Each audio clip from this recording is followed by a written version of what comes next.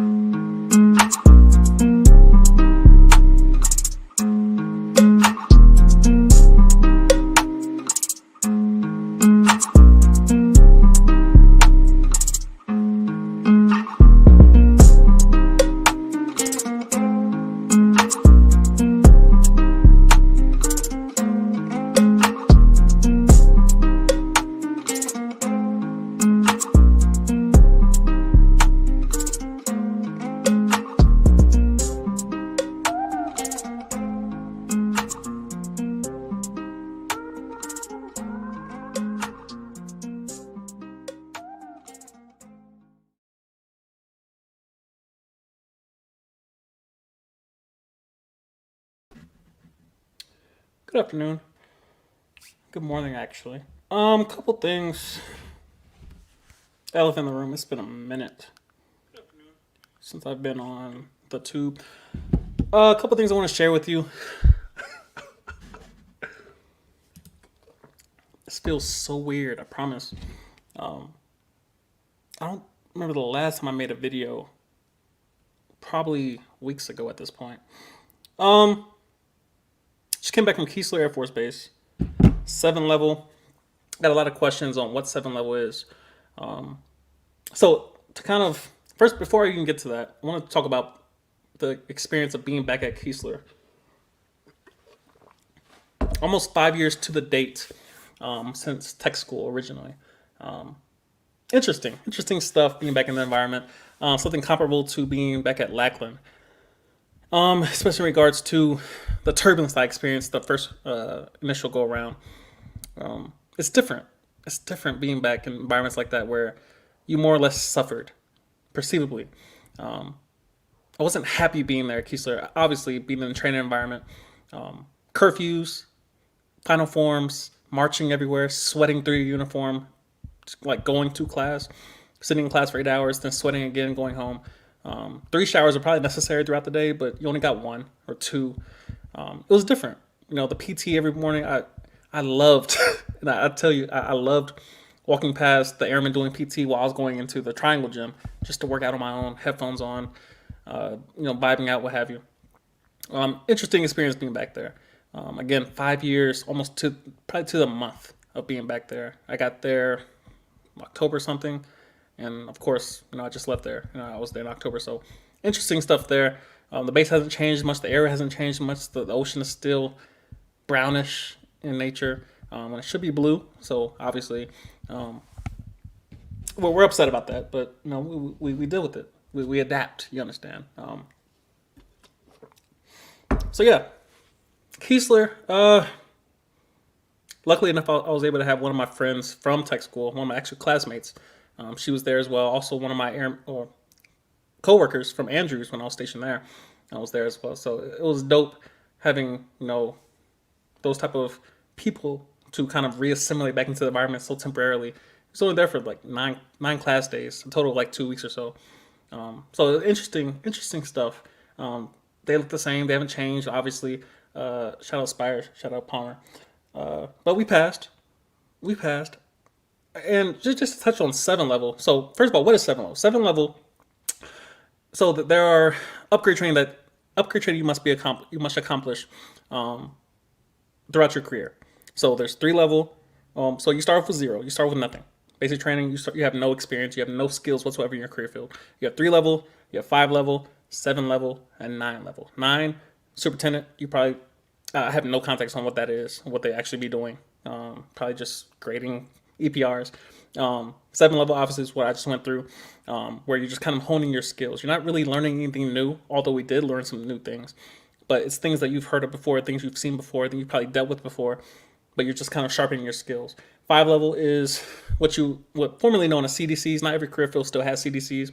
I know finance has done away with them more or less, where everything's kind of moved online. But 5 level is just, again, sharpening your skills. 7 level is just, furthering of that process. So that's all it was. It was 2 weeks. They shaved it down from, I guess, what used to be a month. Now it's 9 class days, 2 weeks essentially. The pesky blues had to come out. Fun fact, the last time I wore blues, because I had to, I believe I was going up for BTZ as an A1C. The last time I wore blues. I cannot fit them again at all. So the foolery that took place was me trying on my blues the morning of graduation, which was this past Thursday, and realizing I cannot fit any section of the blues. Any section. Embarrassing as hell. But a reality check. I talk too much about accountability. How you got to do this, and you got to tell yourself, and you got to be accountable, you got to plan, you got to prepare, all this foolishness. And then I go to try on my pants. I can't button them. I can't zip them. The shirt, I'm just busting out of it. Arms too, mind you. Shoulders is on 10. I cannot fit the things. And just having to call my instructor and tell him, yo, I did not try them on before this morning. They don't fit. And so I'm the only person that comes in OCPs while everyone else is in blues. Wake up call. So, you talk about discipline constantly and accountability and consistency, all these vague concepts that more or less apply to everyone. Every now and then you get a wake up call yourself where you realize, as much as I'm disciplined in this area, I'm trash. I'm trash over here. Like in this area, I'm not meeting it. And so occasionally those happen. Luckily, it didn't lead to anything beyond all right, cool, coming OSPs. But of course, knowing the answer lose weight, bro. Lose weight. Anyway, yeah, 40 pounds later, 40 pounds later, you realize there's no reason why I should weigh 40 pounds more than I did at the same height 5 years ago. There's no reason for that. So, moving on from that, Keesler was an overall dusty experience. I don't miss it. I don't miss 7 level. I don't miss being back in the environment. I don't miss being back in class. Which leads me into the next topic that we have to address. Why I'm almost 99% leaving active duty. I'm 99% leaving active duty.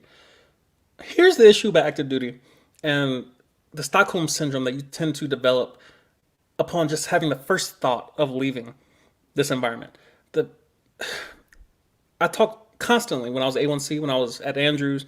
I made so many videos about seeing other staff sergeants, that are above me in my same chain of command, how they kind of plateau once they get to a certain point. And you see the weight gain that I currently have, the mental health issues that I currently have. And you realize, and you try to plan for those things. I don't want to be a part of that cycle. I don't want to be a part of that. I want to be different. I want to see those things coming, plan for them, and then be different.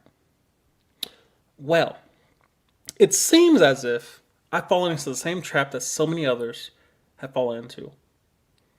My mental health has taken a toll on me in terms of the environment I currently work in, the weird nature of being an NCO. One thing that irritates me about being an NCO is the fatherhood role I've had to take on. And I don't think this gets enough attention in terms of if you compared me to a factory worker, or somebody who works on an assembly line, or somebody who works at McDonald's, or somebody who works at Walmart, a managerial role, you're responsible for that person while they're on the clock, period. Period. If they do their job, that's all you're there to police is, are they doing the job? Beyond that, there is no phone calls talking about, I got a flat tire, this happened, I can't be at work, my family's going through this, my wife, my husband, children, this dog, I promise. It's a weird reality that you have to police so much other than what you're getting paid to do. But that's the nature of active duty. I don't know, but it seems to have bothered me increasingly, especially up to this current moment, where after you leave the classroom environment and you've done your classwork and you leave for the day, that's it. But I know come Monday, I'm gonna be back in the position of policing adults, teaching adults. Whereas in the civilian world, you get hired to do a job and more or less you get trained for the first week or two, but then that's it. There's no one else holding your hand and guiding you through life like the military. I've kind of reached a point in the active duty position I'm in that I'm tired of doing more than I get paid for. It's so weird. It's so weird. So, I've kind of reached a turning point. The catalyst is kind of taking a toll upon your person, my person rather, where it's too much. It's too much. Especially talking to the guard personnel that I was in the class with, and how like some of their offices have like 2 people in them, budget officer, and then NCO, and that's it. There's no airman to like run behind and do room inspections on. It's weird how active duty just piles on the NCO tier, and then you're just supposed to deal with it, supposed to just adjust to it. How you get punished for having mental health issues, where, all right, if you go seek help, anything other than a group session or a civilian psychiatrist or psychologist or counselor, therapist, we're going to put you on a profile. You can't deploy, can't go to TY, can't PCS. How? It's interesting stuff. And it took a couple friends around me, shout out to my boy Mike, for kind of shedding light on the fact that, first of all, I don't get paid enough to deal with what I'm doing. There's a issue of causation. Is the military causing my anxiety? Is the military at fault for why I deal with stressors after I leave work? Is the military's fault? I don't know. But I've reached a point where I can no longer stay in my current position and still progress. There comes a point where you have to prioritize and reprioritize and evaluate your life objectively. And sometimes you need help. I've reached a point where I need help from the people around me to tell me the military appears to be hurting you more than it's helping you. It's a check. You're getting a check. And it appears that the military environment, it's no longer serving you progressively. And I've kind of reached that point. Questions come up of, what would I do after? You don't have a college degree. I don't know. YouTube full time. Can I live off YouTube? Not currently. No. The money is it's supplemental, but it's not something I can live off of currently. What options do I have? Well, talking to my commander a while back, something he talked about in regards to options is that sometimes we only consider the options that we want. We only consider the options that seem and appear to be enjoyable. And then it's kind of like you go to the closet, typically this being women, they go to the closet and say, I have nothing to wear. And as a man, I walk up and I say, you have so many options, all these clothes to choose from, and yet you say you have nothing to wear. I always have something to wear, and I have maybe a fifth of what you have. And it's not so much not having options, it's not having desirable options. I found myself in that same position where the options I want are not available, and the options I do have are not desirable. Yet I still have options. The guard is something I've referenced in previous videos. I can always go to the guard. I can keep my military career, pursue something civilian-wise, something that probably pays more for doing less work, and still keep my aspiration to retire. Now, that's one of the better options. There's also starting my own business. I definitely have the ambition, the skills, discipline in certain areas that would lead to me being able to run a business. A lot of expertise I would have to staff individually or outsource or what have you. But the potential is definitely there. Consistency is definitely there. It's an evolving conversation. Something that doesn't really particularly worry me. But it's something I heard listening to a podcast, I think it was this morning or last night, in regards to assurances and guarantees. That's what we tend to want. I've made a couple videos concerning this. As far as we want assurances, we want things to be perfect. We want the outcomes to be perfect. We like to put our hands on things and ensure that the outcome is exactly what I want. And unfortunately, that's not the case. Unfortunately, there are variables we can't control for. This is one of them, where I can do all the planning. I can have all the ambition in the world. I can have all the direction, all the vision. But there comes a point where I can't control everything. I have to just take a leap at some point. I'm starting to feel the pressure to jump out the nest, as a mother bird would push out baby birds. I've kind of reached that point where the military seems to be pressuring me to get out because it no longer serves me in the ways that I'm currently trying to go in. Shout out to everybody in the chat. By the way, this is a live Q&A. If you got any questions, drop them. Talk about anything. Let's see what this says. And for some reason, my laptop is lagging. So here's the issue with Apple, and I'll get to this question in a second. The issue with Apple that pisses me off to high hell is that it seems that every time they drop a new device, their old ones get slower. And I'm almost sure of it, that it's a software update. It seems as if Apple slows down their devices. And that there was an Applegate in terms of their battery being slow. No, the CPU was being throttled in terms of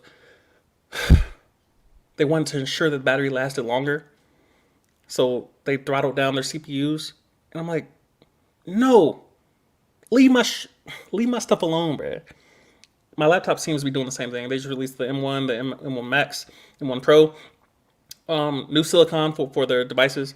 They're leaving Intel. Intel was trash in comparison. Their numbers, the benchmarks are just amazing on the new Apple laptops. And so, of course, they want to sell the new ones, but they're crazy pricey, with the exception of the M1, MacBook Air and the new MacBook. I think it was like 13 and 14 inch. But you kind of see how they might want to push you towards the new devices. I just updated the RAM in this device, and this is a 13 inch MacBook Pro from like 2012. No issues, snappy, fast. Everything opens, just restarts. Everything is snappy, responsive.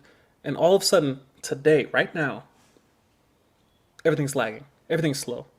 I'm like, I've done nothing to this laptop since the last time I used it when I was at Keesler. Anyway, Apple, I promise you, like Apple finds a way to get on my skin. They find a way every time. In rant. What's up, Raymond? You stated that your mental health is taking a toll. Aside from talking with your friends and working out to relieve stress, what other ways have helped you manage your temperament? That's a very good question. So you kind of touched on it already in regards to people. It's where I've had to turn almost continuously is talking, getting my thoughts out, being vulnerable enough to admit I'm struggling, that I need help. I was talking to my girl, I think it was last night or the night before, in regards to anxiety might be a sign that you're trying to do the job of two people. Same thing for depression. You might be trying to do the job of two people when it requires two people to fix it. And that's the issue with when you have a prideful person or arrogant person, or person who thinks they're smart and they're intelligent and they're above average in intelligence like myself. I try to fix things myself. I try to just put my hand on it and touch it and manipulate it and turn it and twist it and then I tend to mess it up further unless I'm knowledgeable and competent enough to actually accomplish what I'm trying to accomplish. Mental health is one of those things where you need typically two people, at least, at minimum. You need two people. They always talk about it takes a village to raise a child. Sometimes to get through certain processes, it requires at least minimum two people. Basic training tries to beat that into you as far as, all right, we're going to give you a task that it requires at least two people. And you're going to have some people coming from the civilian world that they want to fix it themselves. I don't want to ask for help. I don't want to do teamwork. That's me. I hate teamwork. I tell you with everything within me, I cannot stand team sports, team objectives, team stuff. It irritates me to high hell to have to depend on other people to do their job to the level that I think I'm doing my job. And then in those cases where I'm not as good as they are, I love that. I love that. But of course, I become the person that I hate. It's crazy. So, shout out to Wooten for the super chat. We'll get to that in a second. So yeah, mental health has been an evolving thing. Everything from the carnivore diet to just a clean diet to avoiding sugar to staying hydrated to get enough sleep. And you kind of notice how there's causal factors that you're dealing with as far as what is causing everything else. What can I fix that fixes everything else? One thing I've noticed is that my diet controls almost everything else in my life. Caffeine intake.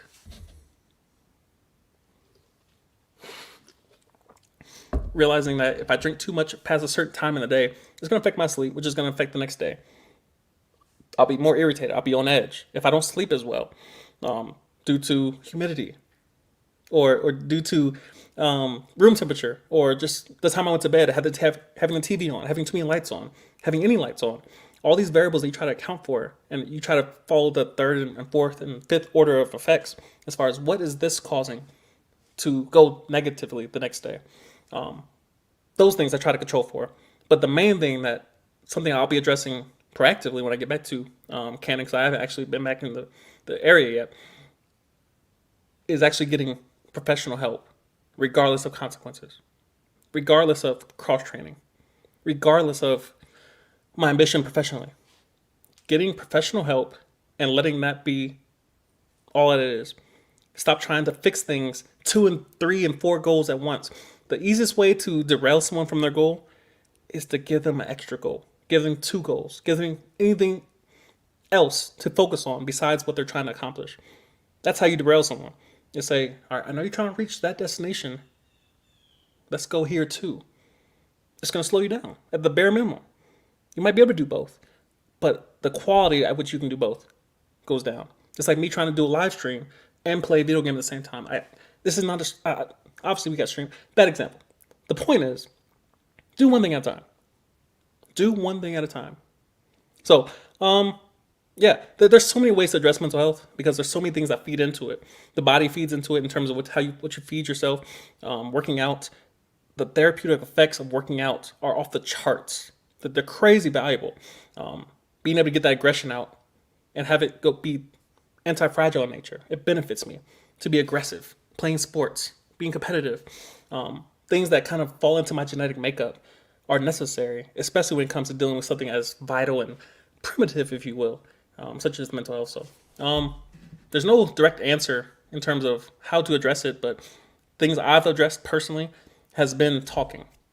This being one of them, talking, getting certain things out of your system that you know you need to address, things that you're thinking about. And that's the issue with anxiety, is that it tends to go in a circular fashion where you start with one issue, you try to think it all the way through, you find a conclusion, and then you try to play out that conclusion and all the variables associated with it. And you realize, I can't account for all those, so you start adding in stuff, you start assuming, and then you play those out all the way, and you end up back at the beginning. I don't like any of these options. The options I don't include there, the options I do include there, it's all circular. And the anxiety prison that you enter is one of a circle. It's almost like the Pentagon. You just walk in circles. And you try to find an exit, and every exit, you might not like it or you might like it. And then you try to play out the variables, you try to plan for years ahead, and you become overwhelmed. And that's where I tend to find myself in. It's where a lot of overthinkers find themselves in, is where they just try to figure out every single variable. They try to control everything, and they don't want to rely on hope and fate and compassion of others and empathy. I hate those things. I hate the answer, it depends. You're leaving too much to chance. Evolution talk, just chance, time. Things will work themselves out. Just pray about it. Just hope for the best. Do your best. That irks me to hear people just leave everything to just, well, if it happens, it happens. If it's for me, it's for me. That's taking away all accountability. Have you done your part? All those things irritate me. So, someone who overthinks, which I perceive my audience to be a lot of those type of people. Here's the thing about astrology, because I was about to say Virgos. Astrology is interesting. And I know I'm on a tangent, but I enjoy a good tangent, especially when I haven't done a stream in a while. The issue with astrology that I have, being a pseudoscience, something that's not really based in reality, it's based on perception, is that it tends to be right. It's kind of like a stereotype. They're not always wrong. They're wrong a lot, but they're not always wrong. And therefore, you have to kind of pay attention to them. You know, if I go to the basketball court and I'll say, all right, I got first captain, you hear me? Who trying to run, man? And I start looking at my bench. I got the 6 foot, 5'8", 5'9", 5'7", 4 foot, 5'3", guy with a headband on, guy with the NBA jersey on. I'm probably gonna stereotype. All right, tall with glasses, tall with no glasses. Come here. Tall with a headband on. No. What do you got a headband on? No. Short guy with the threes on. Let me get you. Guy I saw warming up. You start stereotyping, and you tend to be right when you have experience to base it off of. When you have raw data based on, every time I pick the guy with the headband on, he's trash. Because nobody that hoops well at a YMCA or a 24-hour fitness, none of them, LA Fitness, none of them are wearing headbands. You will never find a hooper wearing the headbands unless they're in the NBA. And even then, Jason Terry's probably the last person that it just doesn't happen. You don't see headbands often. LeBron obviously made it famous. Shout out to his hairline, all that. So, stereotypes tend to be right in regards to when you're trying to pursue truth, and you tend to find areas where stereotypes tend to be the bulk of truth, and then you have that little piece that's wrong. And that's what invalidates it. Words like always, never, absolutes. Absolutes are always going to be proven wrong. And even that statement's all absolute.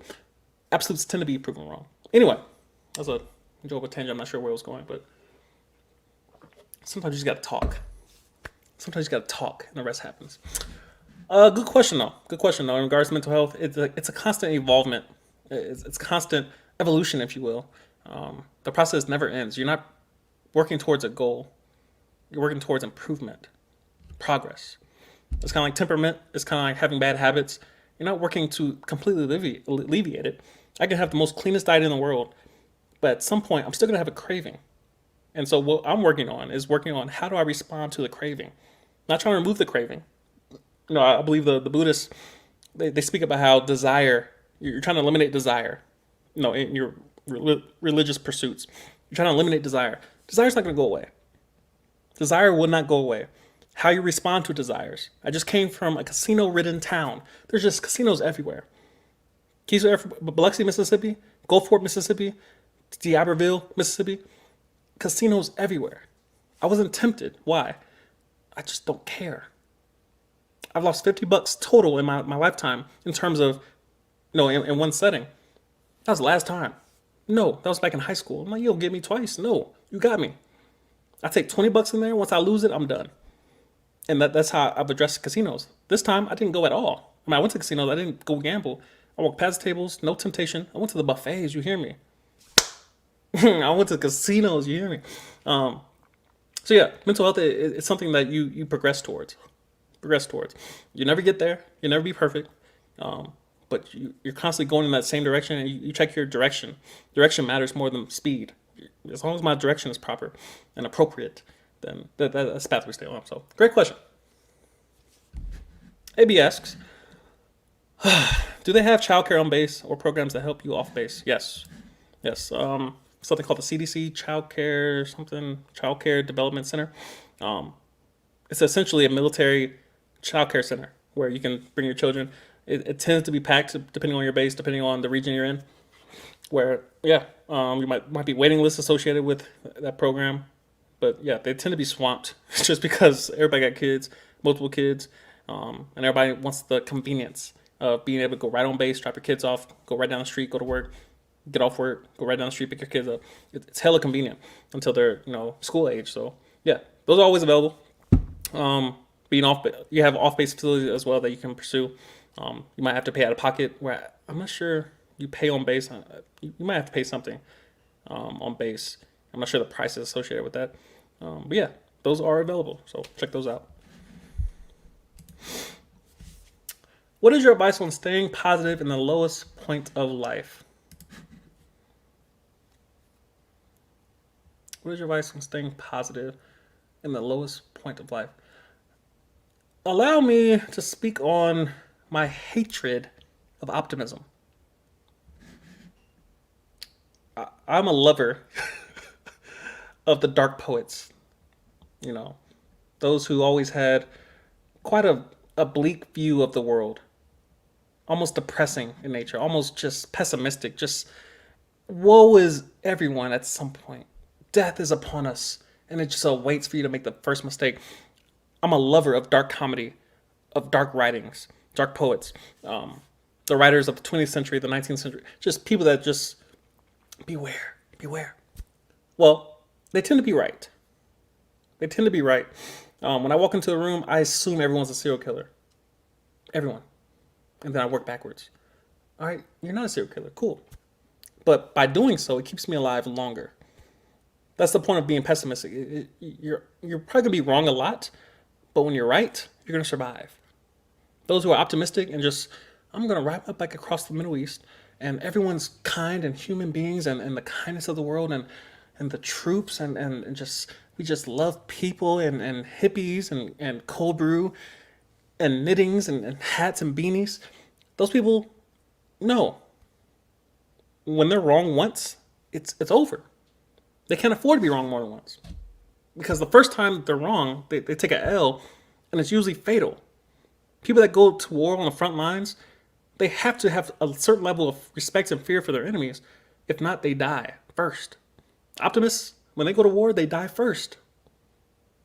People that go out into nature, and they say, wow, this beautiful, this region, this ecosystem, it's so beautiful. They die first. Whereas I go out there and say, this is nice, but bruh, there's some bears out here, bruh. They got wolves out here, bruh. They got moose out here, bruh. They got sea monsters in the ocean. They got sharks out there. They got stuff that we don't know. Dinosaurs out here somewhere. Swamps, crocodiles, alligator. They got stuff out here, snakes.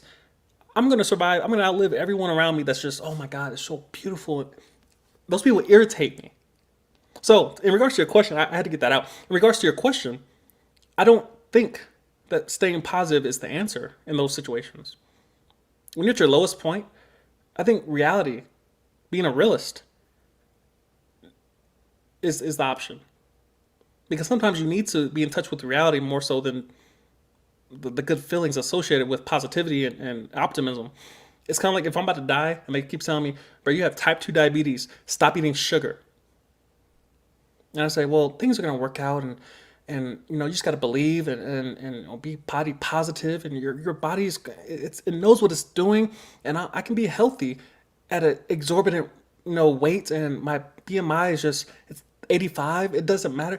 At some point, reality is going to tell you you're wrong. Being positive, you can still be wrong while being positive. I go out in the ocean and think all the positive thoughts in the world, but at some point, reality is going to set in and tell me you cannot breathe on the water for more than 3 minutes. And if you can, you're just going to chip away at brain cells. So there's appreciation I have for positivity because those people are necessary in the world. Those people are necessary to be around and to bring good energy and good vibes. But there's a certain point, as you mentioned, the lowest point of life where you don't need just positive energy all the time. Sometimes you need a reality check. Sometimes you need truth. And the truth is going to allow you to change. The people I value most around me are people that tell me the truth, not the people that are positive. Again, I love dark comedy because it tends to be based in truth. Punchlines are based in truth. They make you laugh because you can relate to it. I'm intrigued by people that say words I don't understand because I want to relate to it, so it makes me go study and research. People that talk over my head and just, oh yeah, I spent 500 grand last week on groceries. I'm like, I can't relate to that. I can't. Where's the truth in that statement? It might be true to them, but it's not universally true. It's not the majority. So, positivity is valuable. It's necessary. But in certain points in your life, the truth is what you should pursue. And it might hurt your feelings. There are a lot of things I don't want to hear. There are a lot of things that are uncomfortable to talk about. There's something I don't want to address it. I don't want to have to say these words out loud. It's uncomfortable. It hurts my pride to be able to say this out loud. Cliche phrases like, the truth will set you free. Some truth to that. It won't change the consequences all the time. Telling the truth rarely changes your consequences. But it allows you to move on. There's something about serial killers, you watch these documentaries, and how people, they might speculate that there was a sense of relief on their face when they got caught. Why? Who wants to constantly be on the run, looking over the back? It's not a lifestyle I want. So, positivity, it has its place. It has its place.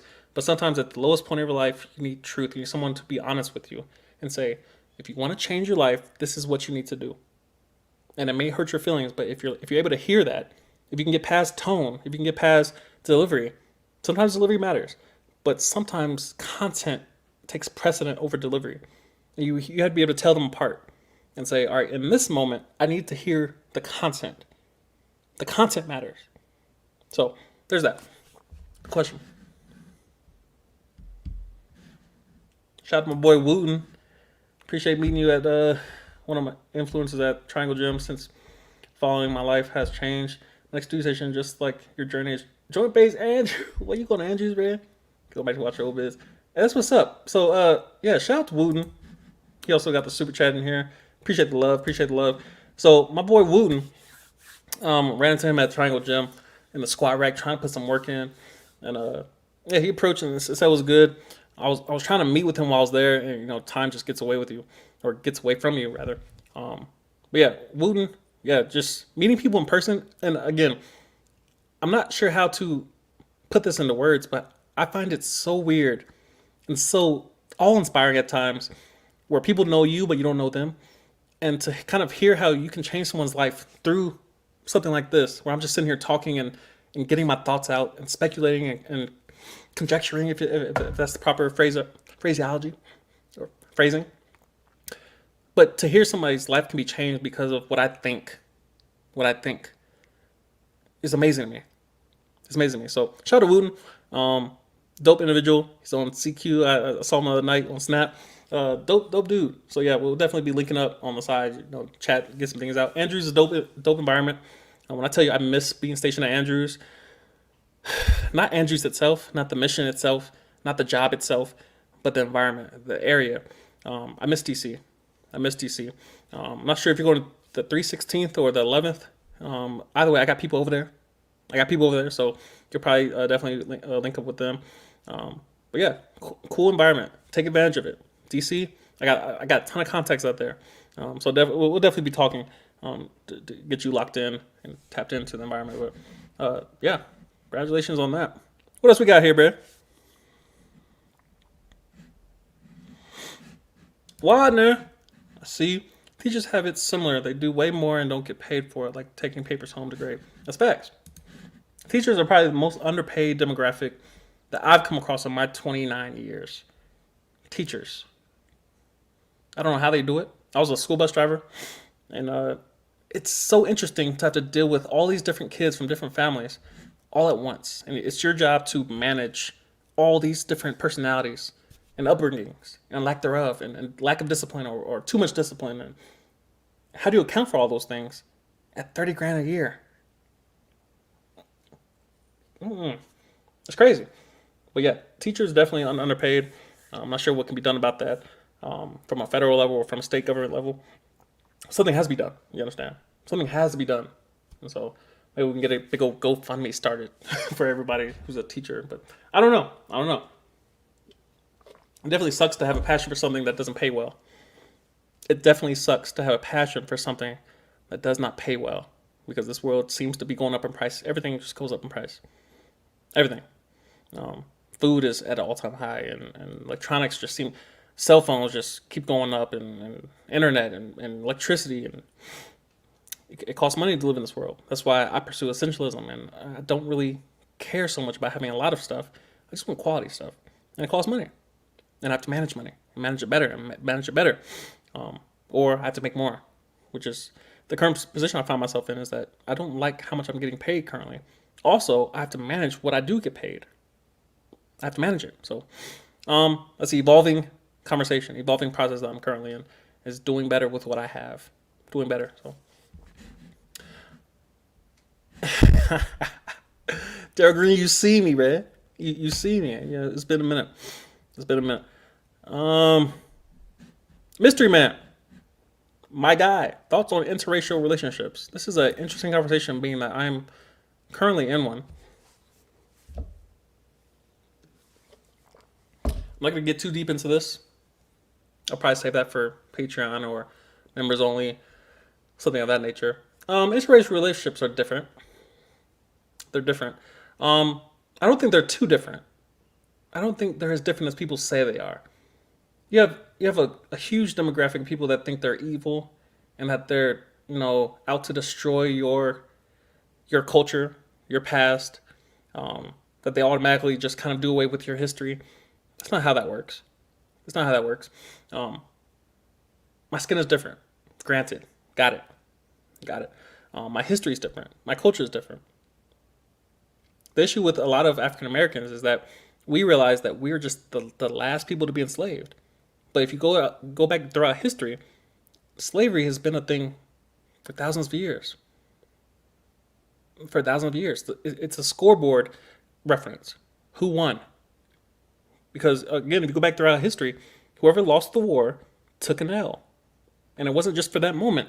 It was for generations. You took an L. We're the latest. It's unfortunate. And, of course, there are a lot of things that we're still feeling a lot of the residual effects of that. I don't think anything's perfect, and I don't think it's supposed to be perfect, because people have free will. As long as humans can make a decision moment to moment, you're going to have turbulence. You're going to have issues of people disagreeing. I posted this morning on Twitter that you have one person with an opinion, and then I'll have a different opinion, and they'll blame me for having a different opinion. I'm like, but isn't your opinion different than mine? Why can't I disagree with you, but when you disagree with me? But when I disagree with you, I'm the wrong person. Anyway, I'm not going to go deep on interracial relationships. I think they're possible. I think they're highly probable. And I think we have to reduce it down to humans at the end of the day. We have to reduce it down to humans. Humans. Can humans get along in relationship dynamic? Can they disagree and get along in relationship dynamic? How do you disagree? How well are you at being angry and still getting along, still having empathy while you're angry? How do you respond when you're angry, you disagree, but you still love them? What is your response to that, to those variables? It's something I still have to learn and evolve and grow in. Is I'm allowed to disagree while still active listening, while still having compassion and empathy towards the person I say I love. Can I do all of them at the same time? All of them. So it's something you grow at. Something you grow at. Good question. And I feel like that was a very optimistic point of view, but there's enough negativity that I'll let those people live in that world. But I feel like there's so many things that we overcome as humans that this is just another one of those things. It doesn't have to be complicated. Relationship requires two sets of free will. Two. Relationships are hard in general. They're hard. They're supposed to be hard. You have two people that want what they want, when they want it, how they want it. And as long as you have one thing in common, we're going the same direction. I like you, you like me. I'm willing to give, I'm willing to sacrifice, and I can take accountability for my words and actions. How is that so difficult when you're on the same page on those major variables, those major foundational issues? What's the issue? It's when one person changes their mind, one person decides, I don't want to work with you on these several topics. I want to disagree with you on pillars of our relationship where things go downhill. Because certain pillars, you can't tip over certain pillars and expect the building to stay up. But it's when a conversation can take place, a disagreement can take place, and you can still end on the same conclusion. We disagree, but we're still going the same direction. We don't have to go the same exact route on every single topic. But as long as our end result's the same, that's what matters. So there's that. Here's a question.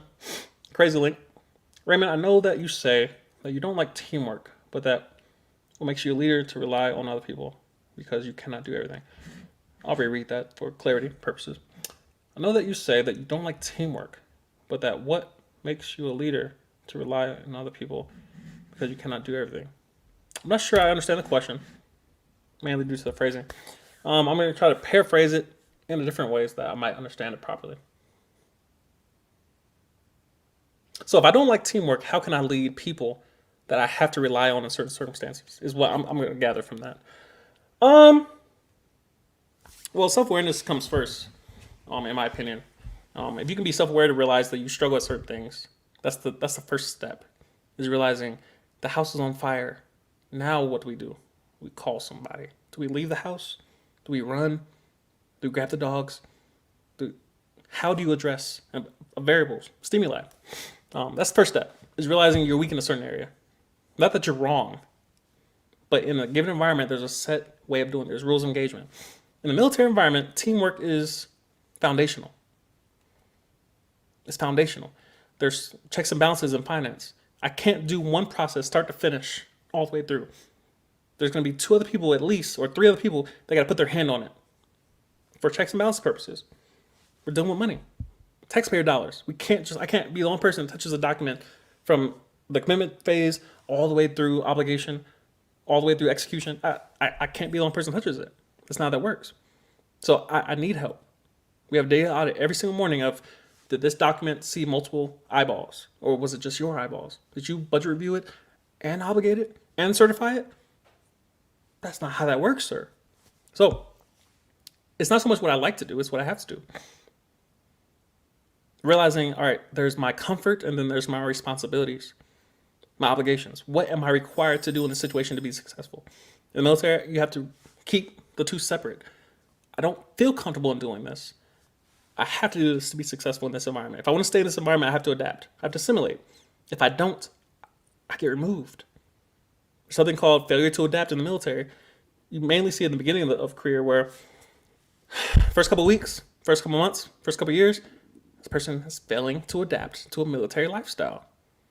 What do? We try to rehabilitate them. And then if that doesn't work, we send them back from whence they came. So it's something I'm aware of. It's something I'm hyper aware of as far as things I don't like to do, things I don't enjoy. I don't enjoy dieting. I don't enjoy running and exercise. I don't enjoy a lot of stuff. But what do you have to do? in regards to your goals. So there's that good question. Mystery Man with the good stuff. With the good stuff. Does life have meaning without God?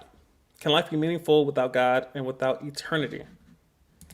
That is a quality question, you understand? A quality question. Does life have meaning without God? Well, relative to opposing opinions and opposing theories, no, it can't. One of the leading theories in this space of cosmology and theology, biology, if you will, is evolution. One of the leading theories. Mind you, it's a theory. It's a theory. It's not truth. It's not reality. It's a theory. It's not even a good hypothesis. It's a theory. Anyway, evolution. According to evolution, we are here by time, matter, and chance. Time, matter, and chance. The issue arises that when we start asking where those three things came from, chance being measurement of mathematics and equations and the laws of mathematics, who created those? Because the question exists, did we create mathematics or did we discover mathematics? Obviously, we created them. Now, of course, there's a ton of people that are just wrong who believe that we created mathematics. Somebody look up and Google who created mathematics. I don't know. Of course, we have matter. Now, it appears that the laws of thermodynamics say that matter can't be created nor destroyed. Where did the matter come from? And then time. Who began time? Who started time? If something dies, that means it has a beginning. That's a measurement in time. That's how we measure time, is the beginning and the end. If you take away one of those, we still have the end. That means it started. You can't have both. So we have matter, time, and chance. All those three things is how we get life. And we have to have all three at the same time. You can't have one without the other. So with those three things in place, evolution says that one day something blew up, which is known as the Big Bang, which has been disproven countless times. The Big Bang happened one day in time, someplace in time, that involved matter, something as small as they want to call it, because they'll say it's countless, it's so small, it's the size of an atom, and this spinning dot blew up into everything we see today. If that's true, some simple questions arise. How is it that the spinning dot came from nowhere? Because you'll have textbooks that say nothing blew up. Nothing is the absence of something. So what blew up? And then if you say matter, where did the matter come from? Because it can't be created nor destroyed. Was that matter always there? Why did it blow up? Where did the energy come from for it to blow up? And again, all this leads into meaning. Because we can't, how can anything have meaning if it's there by chance? No one goes to a casino and says, I was always meant to win this money or always meant to lose this money. It's literally mathematics. It's chance. It's chance. It has no meaning. It's science. 1 + 1 is 2. What is the meaning of that? It's quite obvious. 1 + 1 is 2. You can't dig deeper than that. Mathematics doesn't have layers in terms of philosophy. Mathematics just is. So, there's so much we can talk about that in regards to cosmology, how we all got here, why are we all here? But it's a question we have to ask because humans create everything to solve a problem. Why? Necessity is the mother of invention. Everything you see around us, there's a lamp right here just out of frame. Why is this here? Because my shot was dark. And I was backlit and I was drowning out.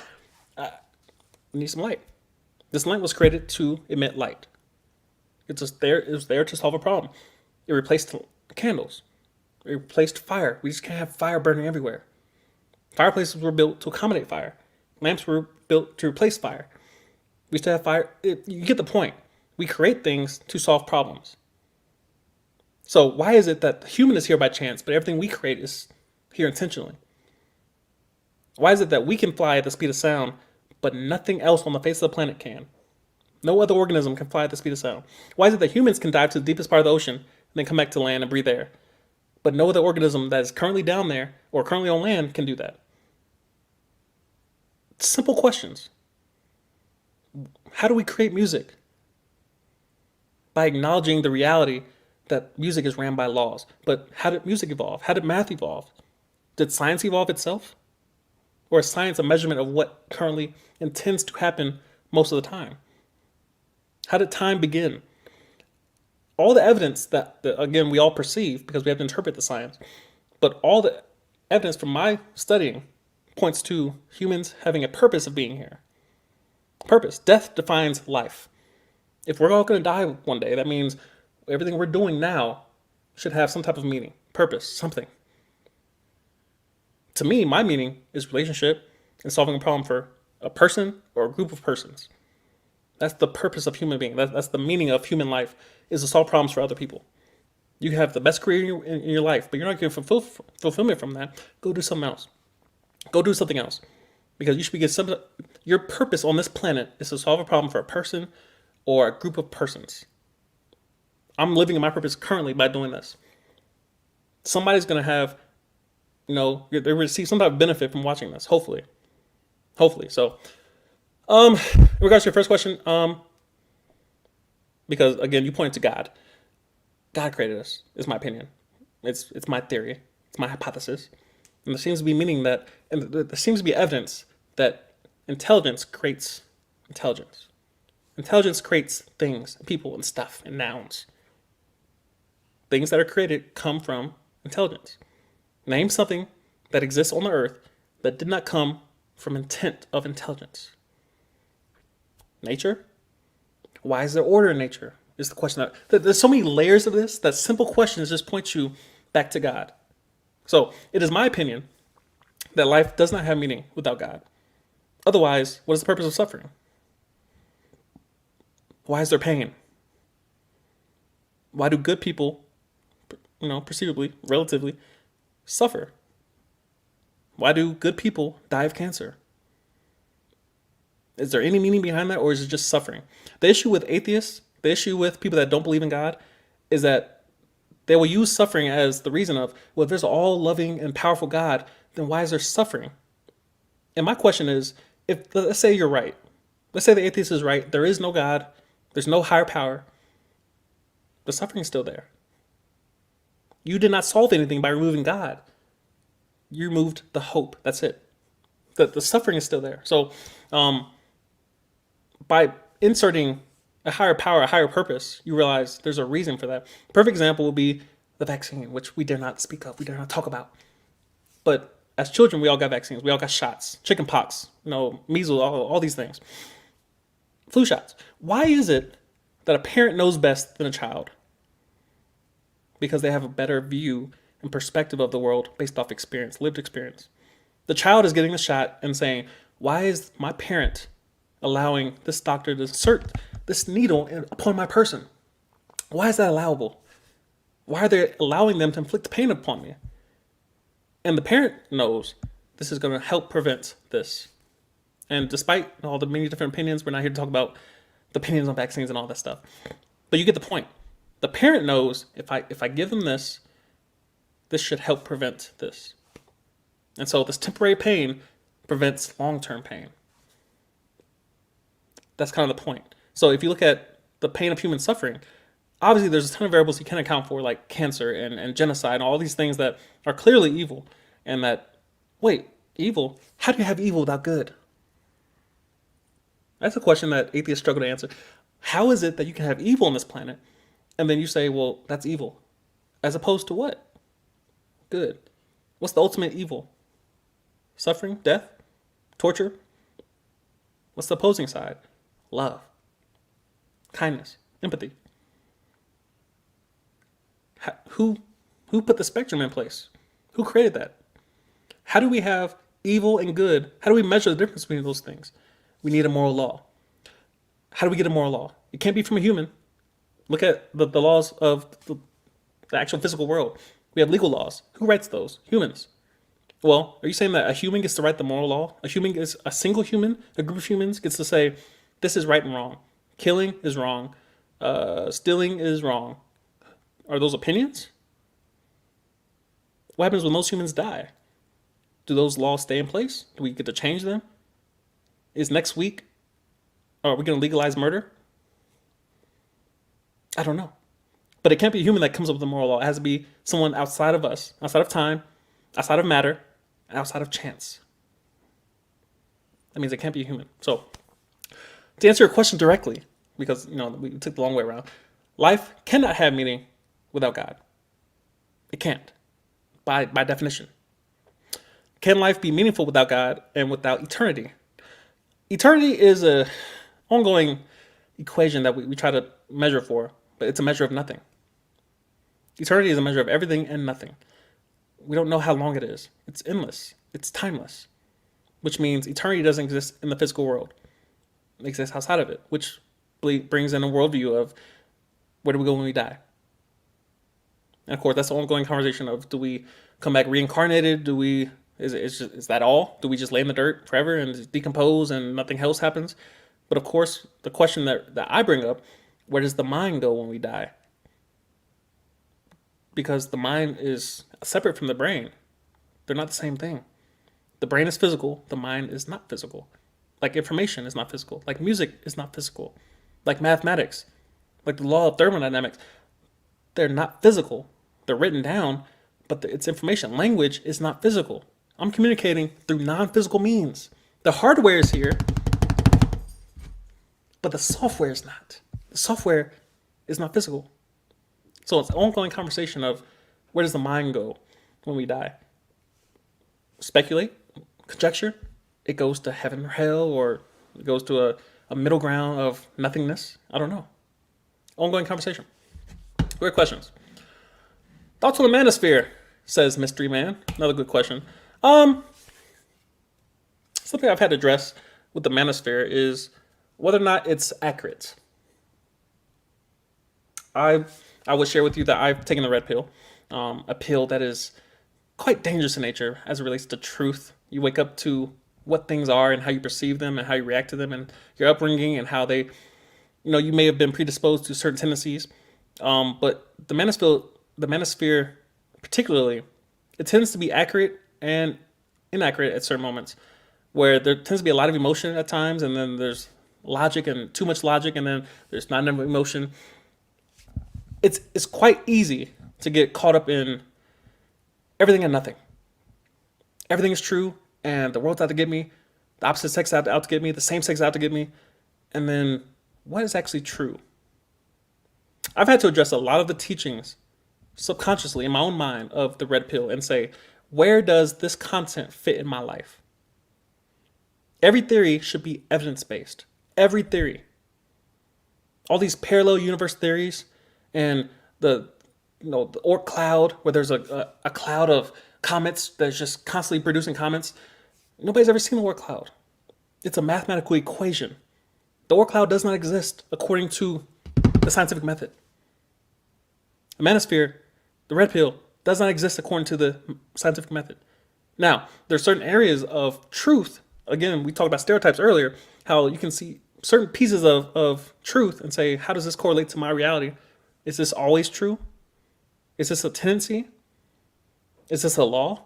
Can I reproduce this constantly without error? How many exceptions are there to this rule? Because rules can be disproven constantly with exceptions. Now, that doesn't completely disprove the rule, but if there's too many exceptions, kind of like if you take a vow and you say to death to us part, and then you have like 1,001 exceptions to that rule, what's the point of the rule? The Manosphere, in a lot of ways, it's good to have a voice for men. It's good to have a voice for men, but there are times where it goes too far, where it gets almost paranoia, almost conspiracy based, where every woman is out to get the man. And at some point, you have to dial it back and say, this is not true across the board, because everything that certain groups will say about men it's not always true. And the second you judge a whole group by the few, what do you get? Perverse ideology. You get extremism. The second you say this whole group is bad because of these couple people, these instances, my anecdotal experience, you get radicalism. You can't do that. Never judge a belief system by its perversion. So, if everything is true about women and that they're out to get you and this, and this, then that means everything's true about men and this, and this. Can't do that. It's not rational. So, there are a lot of things that the Manosphere gets right. A lot of things. But there are also a lot of things that they get wrong. And it takes wisdom to discern that. It takes experience. It takes trying, like going out on dates and trying things and going into relationships and staying there and trying to work on things.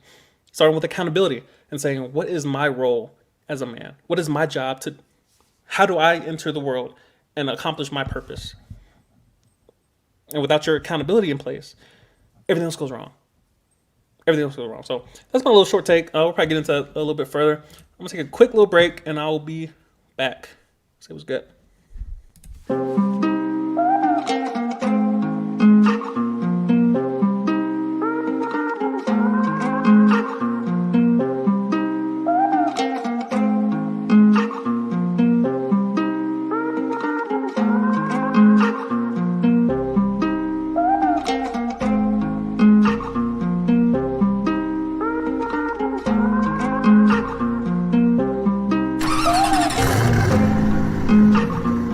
Oh yeah, Cashapp.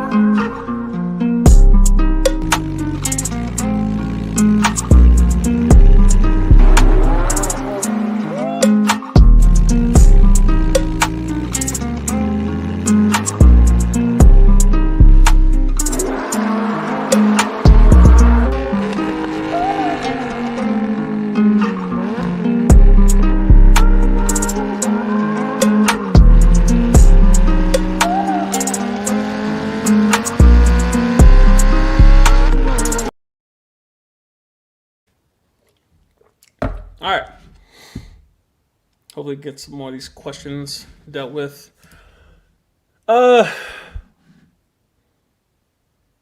Cool. Again, great question. Yeah, the issue with a lot of these ideologies is that you have to kind of go do your own research. And that's the issue with a lot of these theories and belief systems, is that a lot of people take them as face value and they just run with it. They just run with it. I'm like, did you go try it yourself? Did you go research this on your own? And it's quite difficult because a lot of people use the internet, and the internet is it's a trap for a lot of people because they will believe the first thing they read, hear, listen to. And I'm like, no, you got to do a little research on it. So there's that. What else we got? By the way, anybody watching, if you don't mind hitting the like button, appreciate you. What else we got in here? Wooten with the controversial take.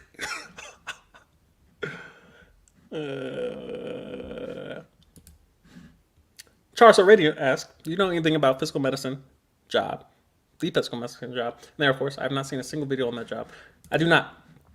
I also don't know anybody in physical medicine, so that's unfortunate, but I'll keep my ear to the ground. Hopefully we can possibly get that addressed.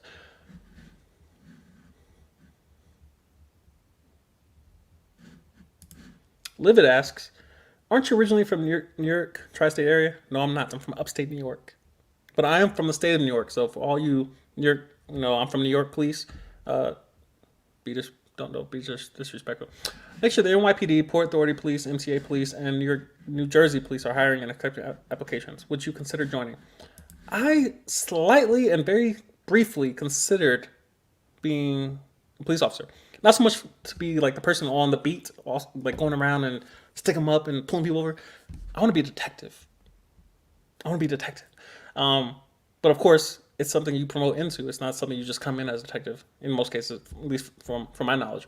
So I don't know, but it's something that I'm intrigued by. Being able to go out and determine truth and what happened. But in this climate, probably not. Probably not. Not in this climate.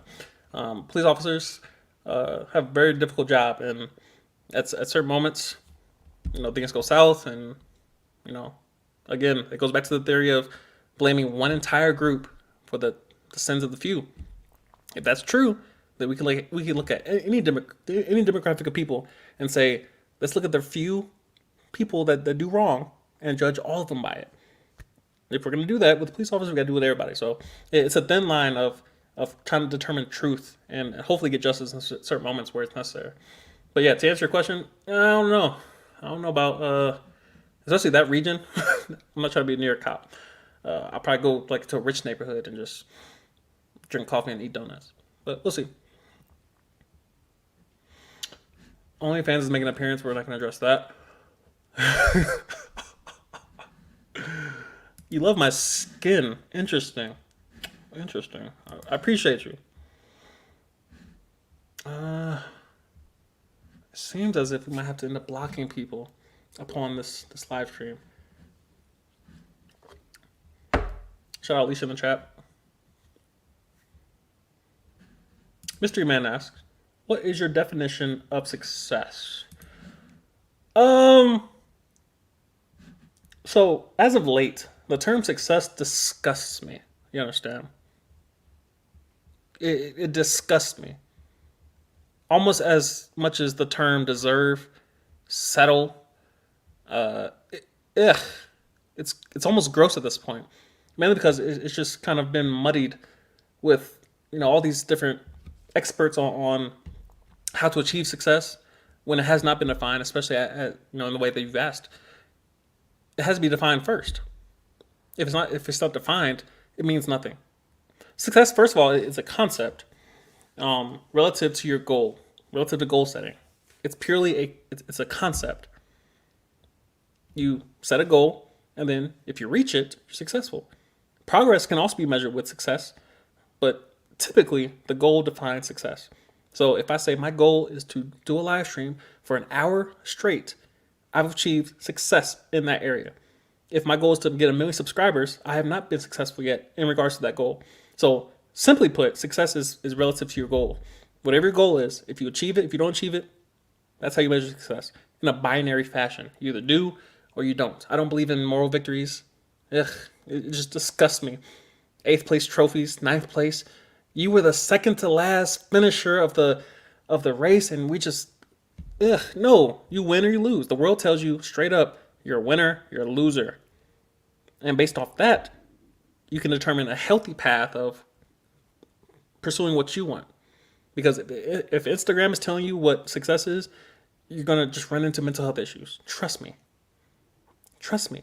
I'm one of those people that can easily fall into a trap of saying, all right, if MKBHD has 14 million followers, then I need to have 14 million followers to be successful. When I can be successful right now with my 12,000. And just my 13 people I'm talking to right now, give them effort. And maybe that's all I need to stay in my lane. But when you go to external sources, when they have their own goals, and you say, I'm going to make their goals my goals, that's where you run into mental health issues because you're basing it on something that's not reality. You don't know their goals. You don't know their mindset. All you see is their end result. You don't know the struggle. You don't know how much time they put in. So success is ongoing and something you have to constantly be defining in regards to truth in your own journey and how it relates to others. Good question. Let's get Poex. Appreciate your paranormal activity. Mark Hines asks, what do you think about Buddhism? I don't have an opinion. I do not have an opinion on Buddhism. I do find it intriguing, though, as it relates to a lot of its teachings, especially as it relates to mental health and kind of grounding yourself in truth and not so much pursuing all the materialism. And again, I think most and a lot of religions kind of teach a lot of those principles of being content, being grateful. But yeah, I can't get into specifics because I don't know. I don't study Buddhism, so good stuff. Got a question from Crazy Link. Raymond, I am a 38-year-old woman with 2 children. What is the challenge that I'm going to face if I want to be in the Air Force in the future? Plus, I graduate from high school in another country. That's a very good question. So, I don't know if you're married or not. It just says that you have 2 children. Either way, your children are going to be your number one priority, whereas the military is going to have their own priorities. And those two are going to clash at some point. Deployments, TDYs, PCSing, unaccompanied tours, at some point you're going to clash with, we need you to go here as the member, and your children need to be here, but they can't go there, can't come with you. You're going to run into that. Also, you might have a job that's not 9 to 5, in nature, in terms of you go to work 7:30, you get off work at 4:30. Monday through Friday. Have weekends off, holidays off, federal holidays off. You may not have that experience. You may be security forces, and they say, no, you're mission essential. They're off. We need you to come in and serve a little bit. You might run into that. You might run into that. So planning, getting the correct career field, which is relative. There's no correct career field. There's no perfect career field for one particular person. It's more so that you have to figure it out and study and research and hope in a lot of ways. Because again, there's three ways typically that a job is chosen for you: ASVAB, MEPS, and the needs of the Air Force. So nowhere in there is children, family, work-life balance. I need weekends off. I need holidays off. I want to do this on the side. I have ambition towards school. They don't count for those things. It's ASVAB score, MEPS qualifications, needs of the Air Force. So you're gonna have that challenge in terms of hopefully getting a career field that benefits you, having work-life balance, being able to go to PTA meetings, being able to meet with your children's teachers, being able to go to field trips, go to soccer games, things like that. Balance is going to be one of your greatest issues and challenges in regards to everyday life, because it's something that just continues on, and you'll struggle to have that balance because balance is a measure of discipline, and there are certain things you can't plan for. Certain things in the military you cannot plan for, and the military says we need you to do this and this and this and this, and you're like, well, I need to do this, this, and this. And I'm like, do this now, and then whatever's left, figure it out. So those couple things you have to address. Fitness. So if there, and I need to make a whole video on this, but if there's one thing that I regret losing in my career is my fitness, because basic training, for one, it's going to be an immersive environment where you're going to almost be forced to be fit. You won't graduate without being fit. You won't graduate without being able to pass PT test in basic training. So once you do pass it, once you do become operational and you're at your first base and you're fit, you've been in tech school for whatever amount of time and you get to your first base and you're fit, hold on to that with dear life. Dear life. Because once you lose it, it's ever so difficult to get it back. It's ever so difficult to get back. Something I'm trying to get back is get down to 200 pounds. 200 pounds. And again, we different out here, you hear me? But it's not all muscle. It's not all muscle. And you reach a point where I just want to be lighter. I want my clothes to fit the way they used to. And so that's another challenge, especially being 38. Your body doesn't work the same as it did when you were 20. Those are just biological facts where you have to address those things proactively and realize I can't eat the same as the 20-year-old, the 18-year-old. They brought donuts in. The 18-year-olds are grabbing it. The 20-year-olds are grabbing it. The 25-year-olds are grabbing it. I'm 38. I need to properly prepare for how my body is different than theirs. A ton of challenges that come with being older. A lot of my content has been, geared towards and pointed at older recruits, where there's not a ton of content for people that have families, life experience. There's certain things you just can't plan for, and the military just wakes you up to the fact that, all this reality no one told you about. Isiah tried to show you a little bit, but this is the truth of your life right now. How do you address that? So wisdom is key. Wisdom is key. Studying as best you can, obviously what you're doing now. But certain things you can't plan for, and it's just best to have your pillars in place. Moving, especially having a family, going across the country, across the world, it's difficult. It's supposed to be. You got pounds and tons of stuff. You got couches and beds and dressers and bicycles. I can't imagine trying to move from DC to Alaska with stuff. It's too much. It's too much. And then you got overseas bases where you might want to go overseas, but then how do you get over there? And how do you ship your cars? And all these variables that you have to account for. A lot of it's been figured out already because you're not the first person with children. You might not be the first single parent to have to embark upon something like that. But it's still difficult. Hope that brings a little bit of light to the question. Graduating from high school, I'm not sure how their high school equivalents work, but I'm pretty sure it would be something comparable, something similar in regards to education. Great question though.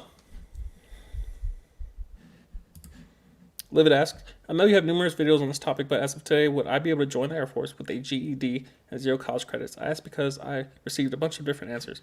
As far as I know, yes. High school equivalent is the bare minimum, as far as I know. And I haven't heard anything different as far as you need the fanciest high school diploma. No, you need to be graduated from high school. And that's about it. Now, again, I could be wrong, but I'm pretty sure I'm not. So take that with a grain of salt. Here's a question. What types of books do you read? Any recommendations? I read mostly self-help theory, philosophical books. Philosophical books. I don't get into fiction because it just doesn't intrigue me. Like I feel like my imagination is strong enough to create what I want to see. Um, and I prefer movies in most cases or TV shows for my fantasy. But when it comes to like books, no, no. I read mostly self-help books. My favorite author is Robert Greene. Robert Greene. I've read all his books. Amazing, amazing. Uh, art the law artist seduction. 48 Laws, 50th Law, Human Nature. He's writing a couple more. Oh, he's writing another one, and he has another one coming out soon after that. Check out Robert Greene. Definitely one of my favorite authors.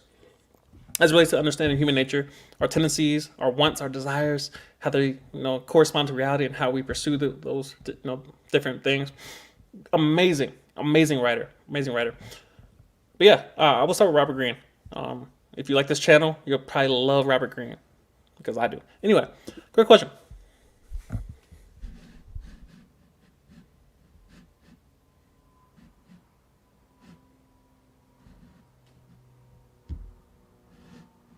Mystery Man with a good question. If you could choose to have no more challenges or obstacles in life, would you? So, the most honest answer I can give you is I don't know. The responsible answer is no. The responsible answer is no. I'm going to choose the responsible answer to answer because I feel like it's more relevant. But yeah, I don't know is an irresponsible answer. It's a lazy answer. But my first impulse will be no, mainly because I can correlate it directly to video games with cheat codes and how the game loses its fun. The risk is gone. There's nothing riding on certain decisions that you make. Almost nothing you do has any consequences, good or bad. Without a challenge, you can't promote. Without a challenge, you can't win. You also can't lose. But the joys of life that come from fulfillment, from winning, from overcoming, from surviving, from outlasting, they're all lost when there's no challenges. The pain of working out, it's not a bad pain. It's anti-fragile in nature. It benefits you. Certain pain benefits you. Running, it's supposed to hurt. But you get that runner's high, you get the rewards of running. Discipline, the rewards of discipline, more freedom. More freedom. So, yeah, the most honest answer, most responsible answer I can give to that question is that in a way, you have to reach a level of maturity where you appreciate the highs and lows. And it sounds cliche in nature because I hate cliche everything. I hate it. I hate cliche stuff, cliche answers. Well, everyone's different. Of course. That's not saying anything. Well, every situation is different. That's not saying anything. That's not an argument. Well, it depends. Of course it does. Of course. I hate those type of answers. They're like time wasters. They're like time buyers. Those type of arguments are meant to deflect from the actual, like being direct and saying yes or no. Most things come down to yes or no. Most situations come down to yes or no. So, I do have an appreciation for pain because it gives life value. You die the second you can't feel pain because your body can't tell you, can't warn you something's wrong. Pain is not your enemy. Pain is a sign that you have an enemy. So, yeah, challenges and obstacles are necessary for growth, for promotion, for betterment, for increase, for strength gaining, both physically and mentally. The anxiety I deal with currently in my life, it's somewhat necessary. Somewhat. It tells me something's off, something's wrong. I'm pursuing the wrong things. I need help. And so it allows me to realize if I was at a place of homeostasis where everything was perfect, everything was right, I would never be able to tell when something is wrong if I didn't have challenges and obstacles. So, yeah, they are necessary. Great question. Here's a question.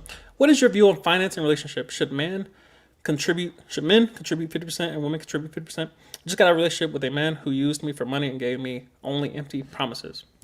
So the issue with finances, and full disclosure, I'm the last person who's talking about finances. Out of all the areas of discipline in my life, money and food, I've yet to master.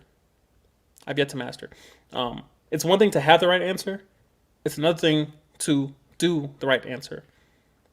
I'm still growing, still growing. So I tend to avoid areas in terms of talking about certain things that I have not yet accomplished myself. One thing I have accomplished is military. And I have a lot of theories. So this is where I will answer your question with theory. My view on finance relationship, it's a conversation. It's a conversation. It's a conversation. The issue with a lot of modern relationships that I view from my point of view, from my perspective, is that people are scared of having tough conversations. Why is it that we have to guess and discern and perceive and use hints to communicate on such major issues? Finance being one of them. Of course, we all want somebody to support us. I would love to marry Oprah today. And she just said, Isiah, you don't got to worry about nothing. Just do your live streams, read all the books you want, go walk the beach, listen to audiobook, listen to music, go play your piano, travel, do whatever you want, and I'll pay for everything. Of course, I'm signing up for that. Can I bring you +1? No. All right, fine, cool. But of course, we all want somebody to pay 100% of our bills. Who wouldn't want that? People that are strong independent, probably. The strong independents don't need no help. They self-sufficient, independent, interdependent. I don't need no help. I don't need no doctors. I don't need no fire department. I don't need no police officers. I don't need no military. I don't need no roads built. I don't need no electricity grid. I don't need no help from nobody. I don't need no AT&T. I don't need no Verizon, T-Mobile. I am sufficient by myself. Those people exist, which is crazy to me. People go through life thinking they don't need help. Anyway, before I went on that tangent, 50-50 round numbers, it usually doesn't work out in reality. It usually does not work out in reality where it's right down the middle. Every bill is half and half. That's usually not how reality works, and that's usually where the issues come in, is that people are trying to be too clinical on a living organism such as a relationship. It's living. It's a living document. It grows. It shrinks. It cries. It gets angry.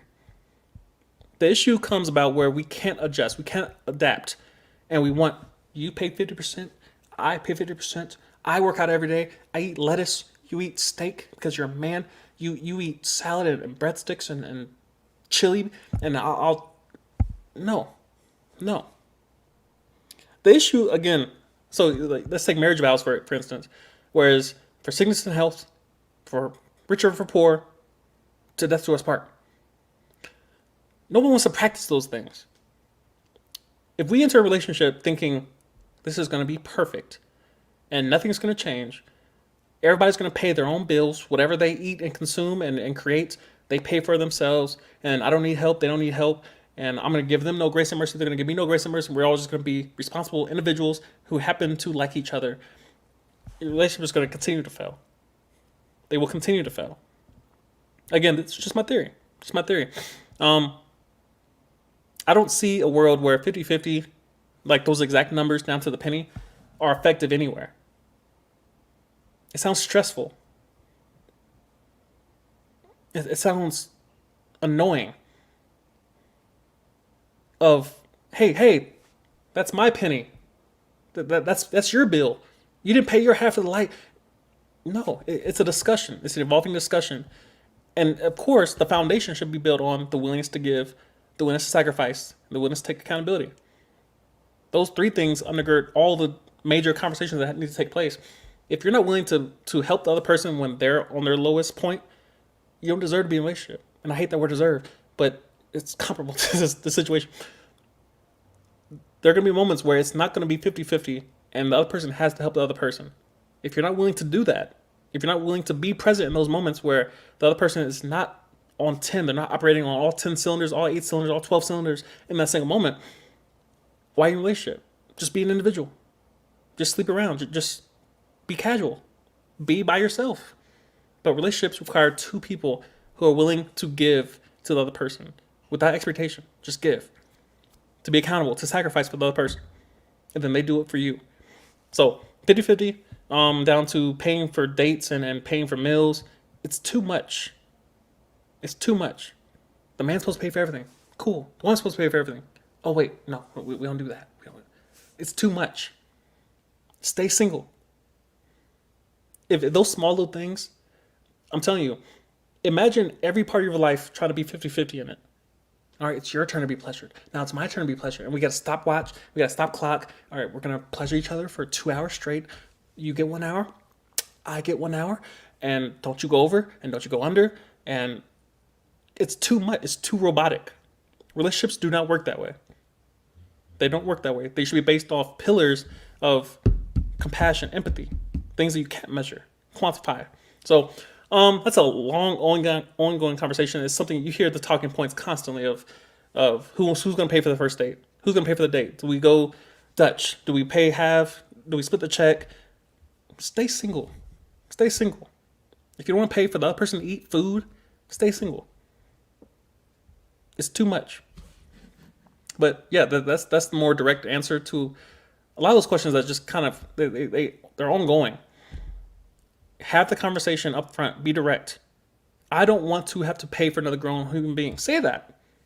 Be honest. Be upfront. I need to have sex every day. Say that.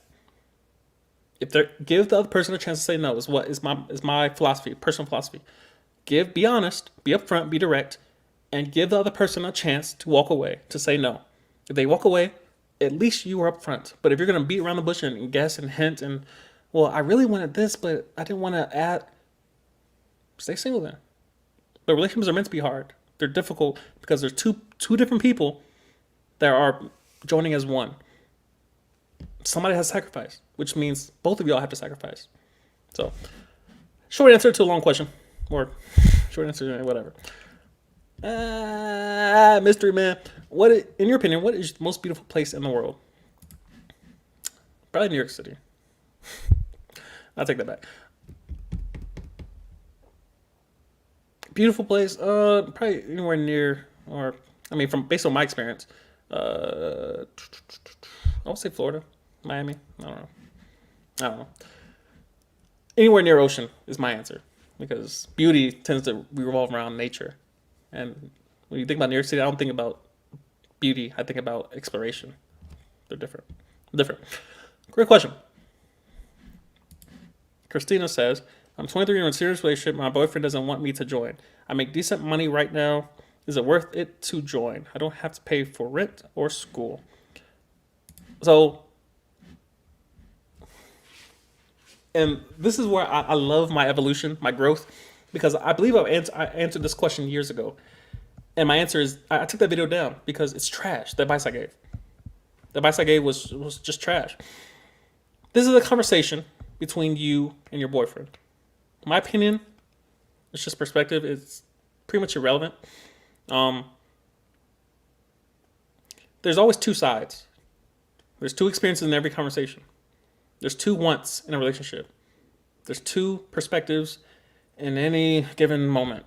I'm starting to hate the word perspective. It's just overused. It's a conversation between you and your boyfriend. It's a conversation. This is another one of those situations where you secretly want something, or you don't fully want something, but you're willing to compromise, and then they want something that might be opposing what you want.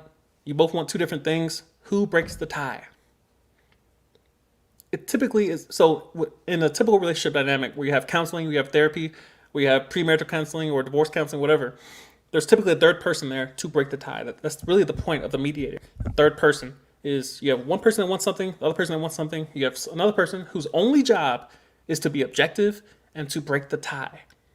And hopefully if the other two people are objective and rational, they're concede with the tiebreaker. So it sounds as if you just need a third person who's objective, who's not your mother, father, not someone who's biased, I love my daughter, so I'm going to go with what she wants. Or I hate your boyfriend, so I'm going to go with. You need somebody objective, somebody who can look at the facts, look at both situations. And again, you're asking me, so I'm objective. I don't know you, so it makes sense. But again, I don't have your boyfriend's perspective to hear or listen to. So situations like this, again, a conversation that a lot of cases should involve a third person who's objective in nature, can help you guys talk through this, because it's not something that you just, if I want, I go for it. That's not always the answer. If they want something, I concede. That's not always the answer. Sometimes the answer is in between what both of you want. That's why what I value in a relationship is giving the willingness to give, the willingness to sacrifice, and taking accountability for my own words and actions. If you have these three things in a relationship, you can solve any problem. Any problem. So in your situation, it's a conversation. It's not something that you arrive on your own because it involves somebody else. It's not something you fix on your own. It's a conversation between you, the other party, and a mediator, and they break the tie. So that's my best advice, because my previous advice would have been, oh, no, go for what you want, and you don't need no man. And relationships matter. You say you're in a serious relationship, they matter. Because watch when you try to replace that person. You don't love people just by chance. We don't enter relationships because we're bored. At least we shouldn't. There are moments where you realize this person is valuable to me. They solve a problem in my life. I can't easily replace them. There's 7 billion people on the planet, and you find one person that you get along with, that's valuable. You got all the friends on Facebook, but y'all probably disagree on most of the things that y'all talk about or engage in. But when you find somebody that you can spend time with, you're not bored, you're not annoyed, you can take up the same space, use the same bathrooms, and you're not just fighting constantly, that's valuable. And something you should fight for. So this is not a situation where, again, and it's something I've had to come to terms with, the military is just a job. Most of the country are successful outside of the military. Only 1% of Americans join the Air Force. That means 99% of people are either in a different branch or they're civilian. You can be successful outside of the Air Force, outside of the military. Because think about all the civilians that make the world go round. They're not all wearing uniforms. Most of them are not. So a job, it's a conversation. Your wants matter. Your partner's wants matter. So how do you reach middle ground? Sometimes we need mediators. But a healthy relationship is a sign that if we can both disagree on something and still find middle ground without a mediator, that's a sign of a healthy relationship, a sign of maturity. So hope that helps. Adrian asks, have you thought about getting into real estate using a VA loan? I have not. It's crossed my radar through some friends, but I have not addressed it directly. But we'll see. We'll see.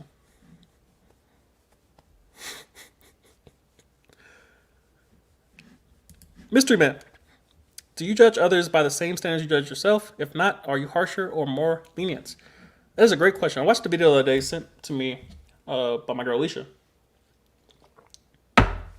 And it was about Virgos and Cancers and things of that nature, and how we tend to judge others based on how we view the world and how we view ourselves. And so if I view myself in a harsh manner where, all right, I want to be this level at this, and I want to be well knowledgeable and studied on these topics or all topics or whatever, and then you run into somebody who's not knowledgeable on those topics and they just like to do something else, like they read fiction or they like harp at books or they like tennis or something. And I'm like, I don't like none of those things. And so I immediately categorize them as a dusty. I'm like, bro, you trash. You different. Is that right or wrong? It's neither. They're different. I tend to answer your question directly, because I'm not in the business of deflecting. To answer your question directly, I tend to judge people probably more harshly than I judge myself. Why? Because cognitive dissonance exists in more people than they want to admit. I personally deal with cognitive dissonance. I know the right answer, but I'm going to do differently. I'm going to choose the wrong answer, even though I know the right answer. We all deal with that. But I can admit in myself that I know there's certain moments where I will hold people to a certain standard, and then when I look at my own life, I'm like, bro, you're not even meeting that standard. It's kind of like how, you got somebody, what do you want in your ideal partner? I want somebody that's rich, and I want somebody who's with a PhD, and I want somebody that's 6'5", and I want somebody who drives a sports car. And then I'm like, well, do you have any of those things? You don't? Are you fit? You're not? All right. You want somebody that's fit. Interesting. You want somebody that's rich? Are you rich? You're not. Okay. So you don't want to settle for anybody below that ideal of a person, but then that person will have to settle for you. But that's okay though. This cognitive dissonance where you're not something, but you hold somebody to a standard that you're not on. I do that as well. So it's not me pointing the finger. I have that same issue where I will hold people to a certain level when I'm not on that level. And so it's a human issue. It's a human trait. And it's something that, you have to be self-aware of. You have to practice exposing yourself in those moments where, all right, I need to be humble. I need to show humility in this moment. I'm not even on that level. Well, I'm holding them to a certain level. Don't do that. Don't do that. You understand? So, yeah, it's an ongoing issue. It requires growth, maturity, self-awareness, things like that. Things of that nature. Appreciate you, John. What else we got?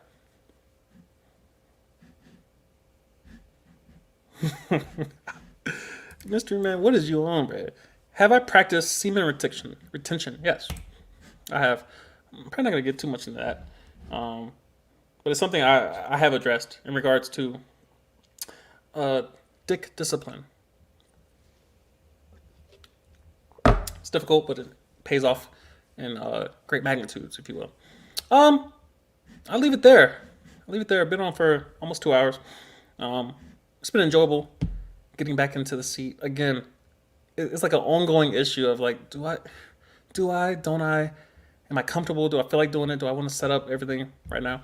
I'll leave it at that. Enjoyed the today's back and forths. Anything else I want to talk about?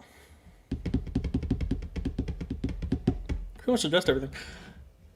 Let's see. Closing thoughts.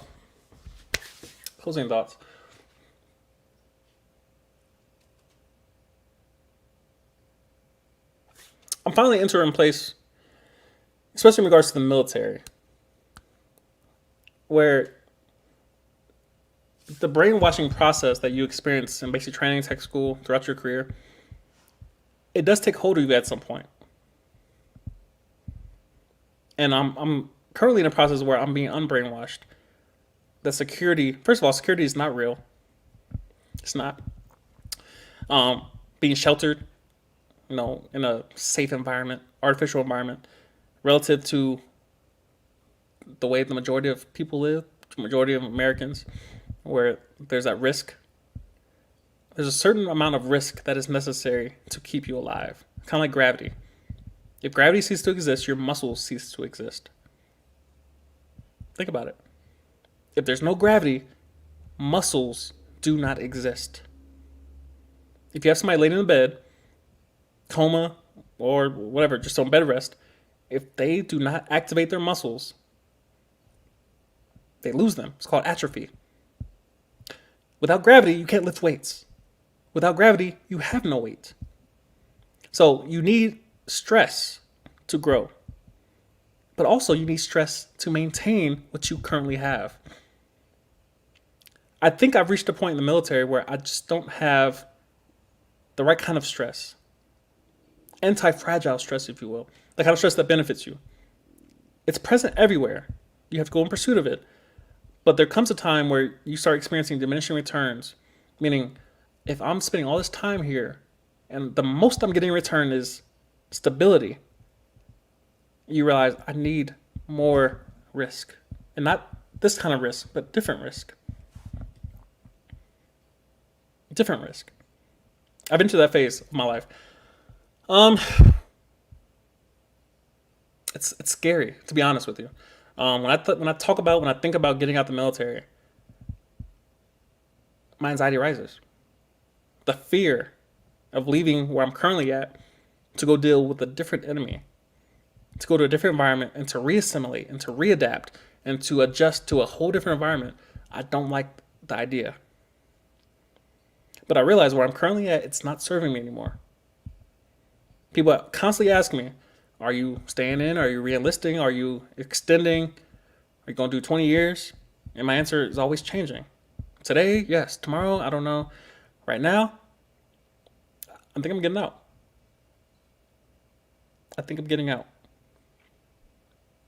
And when I say get out, I think I'm going to the Guard. I think. I don't know. But again, it's something that constantly evolves as you get more variables to consider.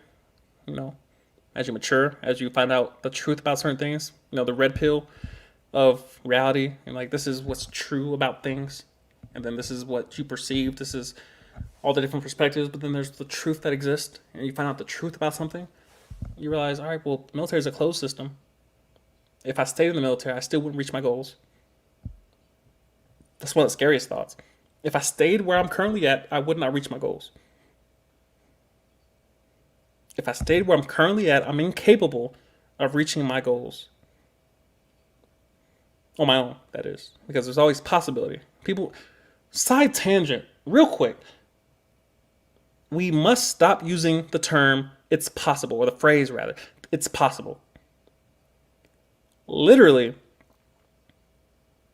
everything and anything is possible. It's possible.